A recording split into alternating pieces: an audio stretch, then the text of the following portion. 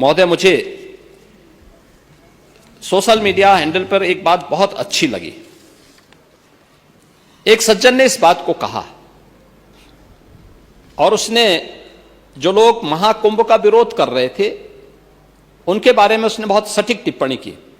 उन्होंने कहा कि पिछले 1.5 महीने में आप वामपंथियों, समाजवादियों की बाल खगाल लीजिए, महाकुंभ को लेकर के विश्व भ्रमण के अलावा कुछ नहीं दिखेगा।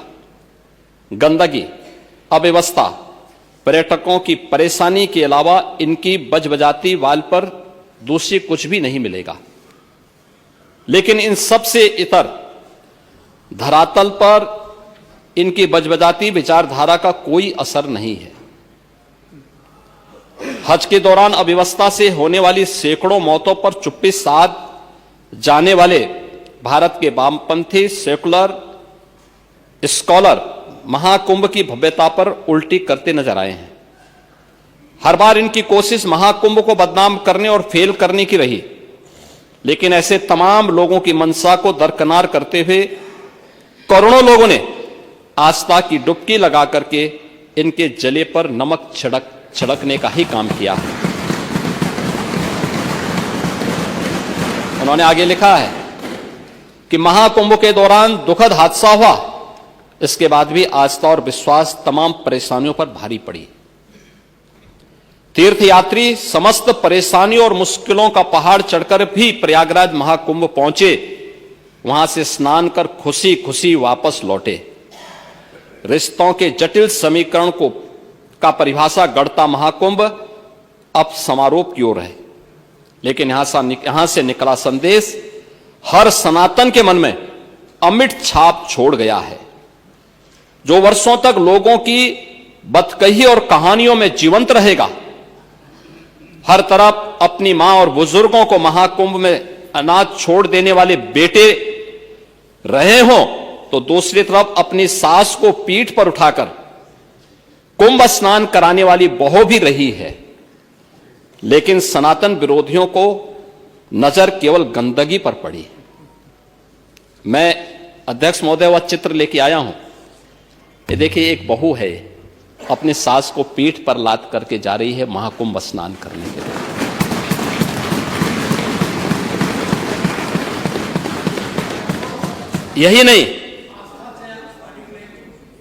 यही नहीं, आगे एक और बात कहते हैं।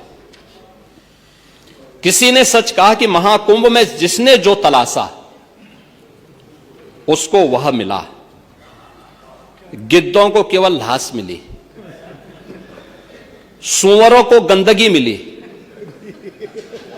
संवेदनशील लोगों को रिश्तों की खूबसूरत तस्वीर मिली, आस्थावानों को पुण्य मिला, सज्जनों को सज्जनता मिली, गरीबों को रोजगार मिला, अमीरों को धंधा मिला, श्रद्धालुओं को साफ सुथरी व्यवस्था मिली, पर्यटकों को अव्यवस्था मिली, सद्भावना वाले लोगों को जाति रहित व्यवस्था मिली, भक्तों को भगवान मिले।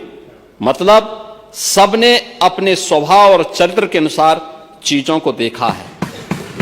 एक ही घाट पर सभी जाति वर्ग के तीर्थयात्री स्नानार्थी बिना किसी भेदभाव के नहाते रहे।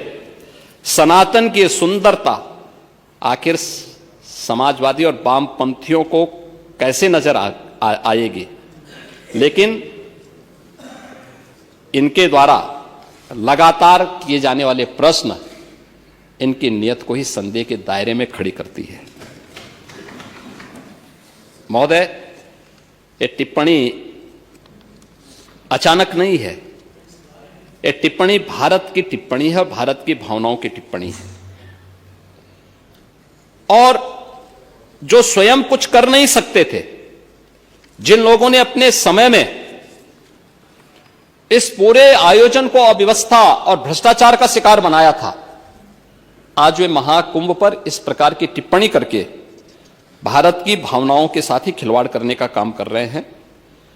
और मैं तो केवल इस बारे में एक बात कहना चाहूंगा कि महाकुंभ ने पूरी दुनिया को, भारत की सनातन एकता का संदेश देकर के एक भारत श्रेष्ठ भारत के प्रधानमंत्री मोदी जी के विजन को ही चरितार्थ करके दिखा दिया है कि विश्वास है तो पूरा भारत अपना सहयोग देने के लिए उतनी ही तत्परता के साथ खड़ा है जो महाकुंभ में दर्शन होता हुआ दिखाई दे रहा है।